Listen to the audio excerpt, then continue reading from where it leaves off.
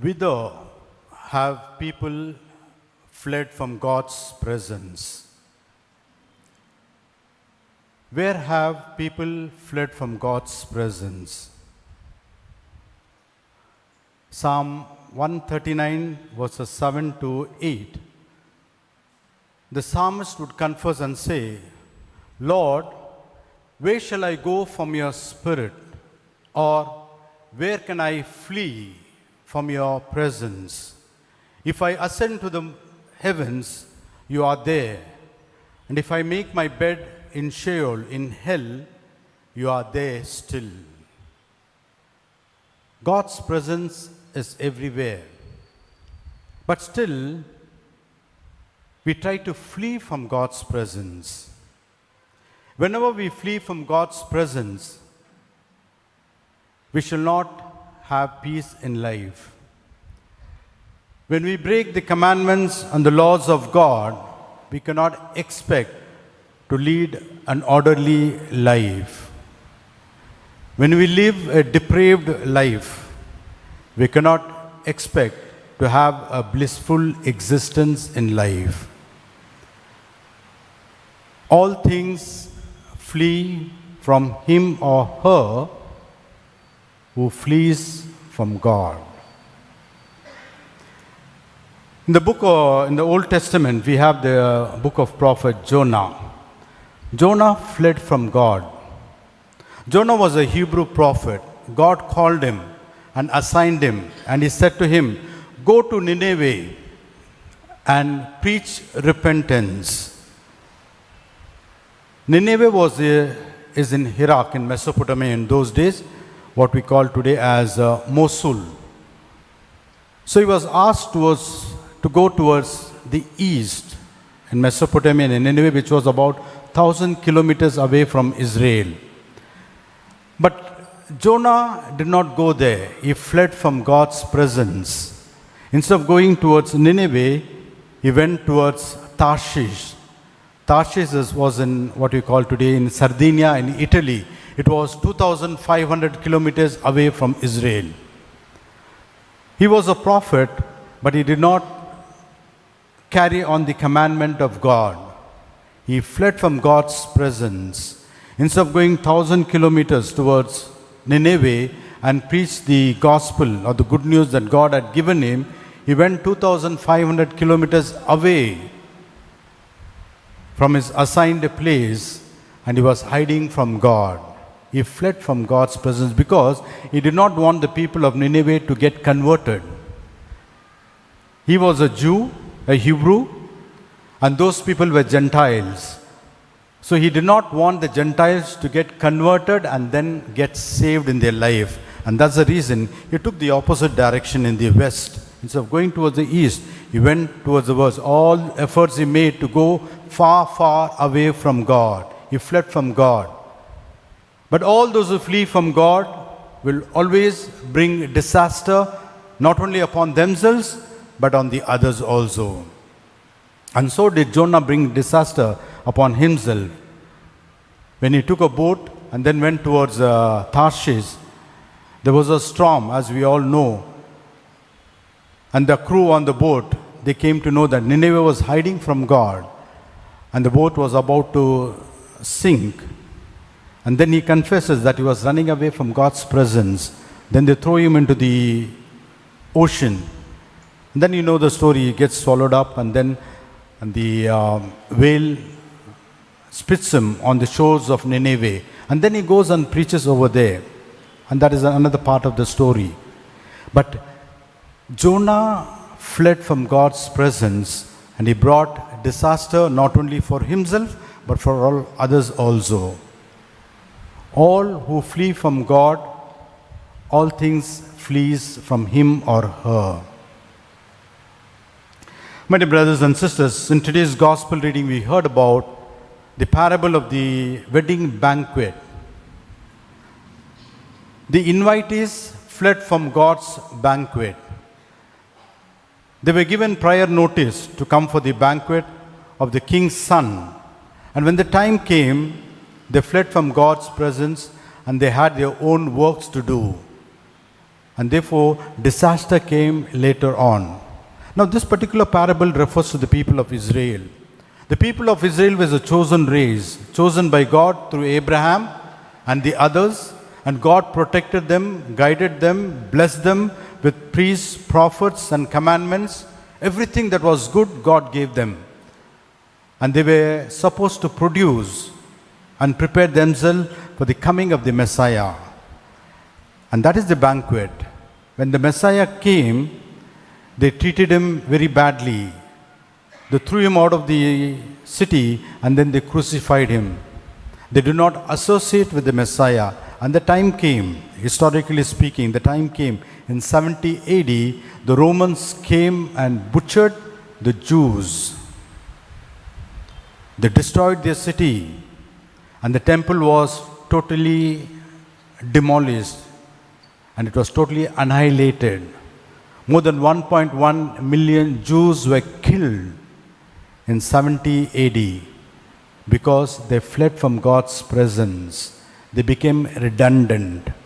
They were called to participate in the banquet which Christ had prepared for them by way of salvation, but they fled from Christ, and then the disaster came. God takes his time to bring upon a disaster on people. He gives them a lot of chances. It was almost about 40 years later only, the catastrophe fell on them. And so much so, all the Jews were butchered in Jerusalem. Blood started flowing like a river, literally like a river on the streets of Jerusalem. Because when the invitation came for them, instead of attending to the invitation, they fled from God's presence. And so they were destroyed. My dear brothers and sisters, we need to raise two questions. One is, why have they fled from God's presence? According to the parable, Jesus in the parable says, they made light of it. They made light of the invitation that the king had sent.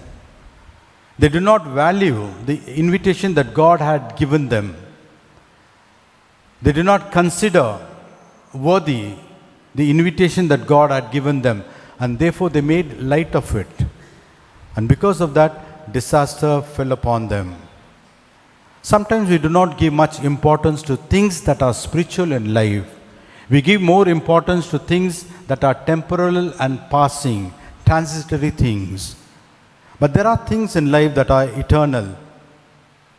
We need to give attention to these things, not to make light of these things. So that is the first thing that we need to keep in mind, not to make light of the call that God has given us in our lives, to attend to our duties. By way of Christian duties, we need to perform. That's the way we need to reciprocate God's call. But if we make light of God's call and go on our way, a day will come when wrong things will catch upon us. We should not make light of God's invitation, God's call in life. The second question that we need to raise is, whither have the people fled from God's presence? Where have they fled? According to the parable today, one man went to his farm and another man went to attend to his business. Both were good things. One man went to the farm to sow and to reap. The other man went to his business to buy and to sell. They were engaged upon good works. We need to work, we need to earn. These are good things that we need to do. But we should always keep in mind, there is a time for everything in life. The book of Ecclesiastes chapter 3, very beautiful. It says, there's a time under the sun for everything. There's a time to be born, there's a time to die. There's a time to plant, there's a time to pluck up. There's a time to kill, there's a time to heal. All things have its own time in life. When we mess up with these things, this proportion in life, it is then that wrong things happen to us. What has to be given importance at a particular time must be given importance. These particular invitees, they were doing good things, but they were doing at the wrong time. Doing a business was nice. Going to the farm and producing something is very good, but not at the time when the king wanted them to do something else. Many a time we do these kinds of things. We do the right thing at the wrong time, and therefore disasters follow. Sometimes the good things become bad things in life. When we do it illegitimately, we manage those things. Shakespeare in his sonnet 94, very beautifully, the concluding line very beautifully says, "The sweetest things turn sourest by their deeds." The sweetest things turn sourest by their deeds. Lilies that fester smell far worse than weeds. Lilies that fester smell far worse than weeds. When good things are done at a wrong time, the bad becomes worse in life. So each thing has got its own timing, its own space in our life to do. We need to do those things at the right time. Therefore, my dear brothers and sisters, what are the consequences when we flee from God's presence? Always when we flee from God's presence, there is misery, there is disappointment, there is lack of peace in our lives. Our hearts are made for Thee, O Lord. They are restless until they rest in You, St. Augustine said. There is a cavity in our hearts for the presence of God. But if you fill this cavity with something else apart from God, the heart will always be yearning for God. There will be restlessness. That's what St. Augustine said. Our hearts are made for Thee, O Lord. They are restless until they rest in You. If we flee from God, all things flee from us. If you do not shelter God in your life, nothing will shelter you in your life. There's a very beautiful poem by Francis Thompson.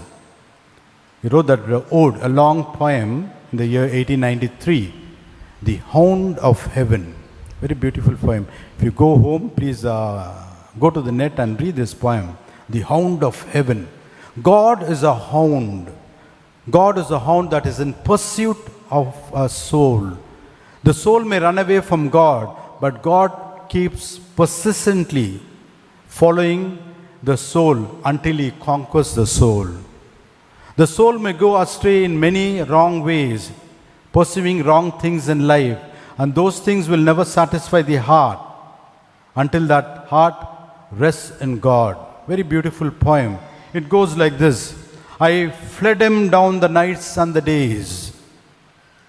The poet says, Francis Thompson, I fled Him down the nights and the days. I fled Him down the arches of years. I fled Him down the labyrinthine ways of my own mind. And in the midst of tears, I hid from Him. Herein we have a story of Francis Thompson. He wanted to become a priest, but then later on he took some other profession, and then he went into drugs. He became a beggar and died as a destitute in life. But he was hiding from God. God gave him an occasion, but he didn't follow that one. And that's the reason he says, he tried to find out peace and happiness in the laughter of children, in the nature that God had created, but nothing gave him peace. He was running away from God, but then God followed him. And beautiful words he would say, but with unhurrying chase and unperturbed pace, deliberate speed, majestic instancy, they beat, and the voice beat more instant than the feet. All things betrays thee who betrays me. That's what the voice of God says. All things betrays thee who betrays me. He who shelters not God in his life, nothing will shelter him. Not shelters thee that shelters me not. Any person who flees from God will always experience that all other things will flee from him. If you flee from God, your friendship will flee from you. If you seek solace in things that are temporal, the eternal things will flee from you. He who flees from God, all things will flee from him. That was the message of that beautiful poem, The Hound of God. My dear brothers and sisters, one thing we should always keep in mind, our hearts are made for God. Our hearts are made for God. They are restless, and they shall be restless until they rest in God. Amen.